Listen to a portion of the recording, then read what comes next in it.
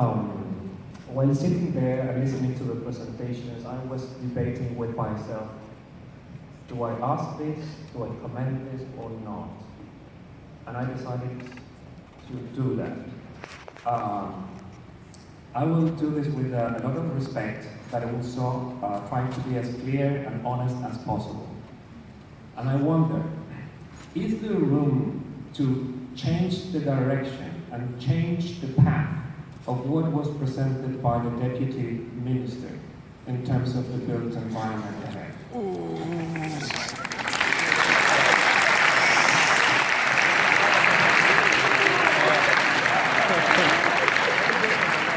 The reason is that what we saw in this presentation,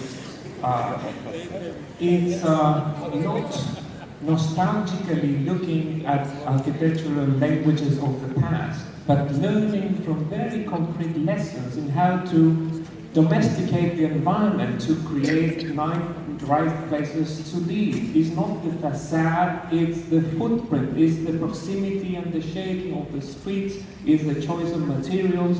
I wonder if it is clear that the glass tower is going to be the tallest greenhouse effect generator in Africa.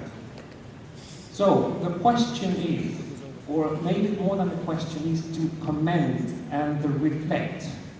What showed here are not just the result of having the talent, the knowledge, and come up with ideas. You use the word convincing the client. How can we make all this become the mainstream and not the exception? How can we get the client aligned along these lines? It's not just how fast how can we make it the rule?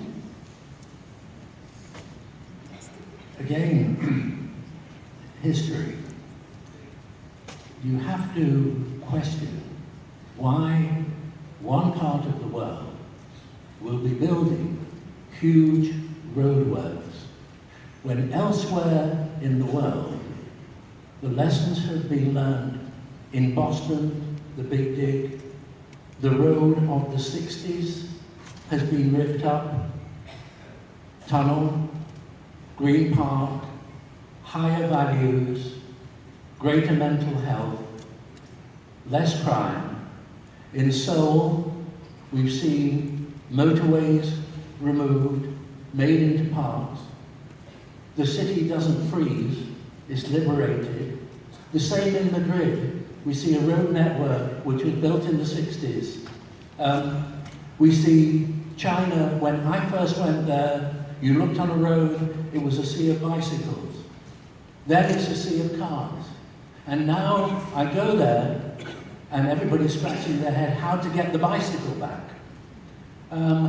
So lessons should be learned.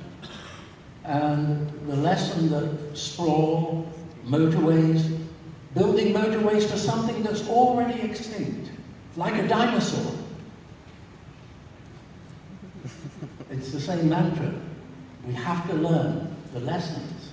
We have to apply them. We have to look far ahead. We have to have the courage of leaders who will, and leaders to be. And maybe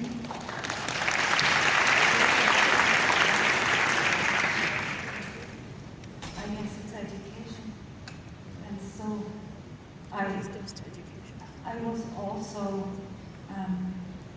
relatively shocked about what I saw this morning, and I guess we would have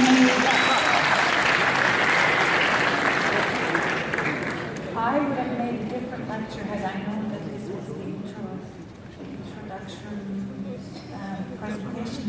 And really, I don't mean this in any mean or respectless way. There is a lack of education and knowledge. And so I think it's good that this meeting happens here now. So could we have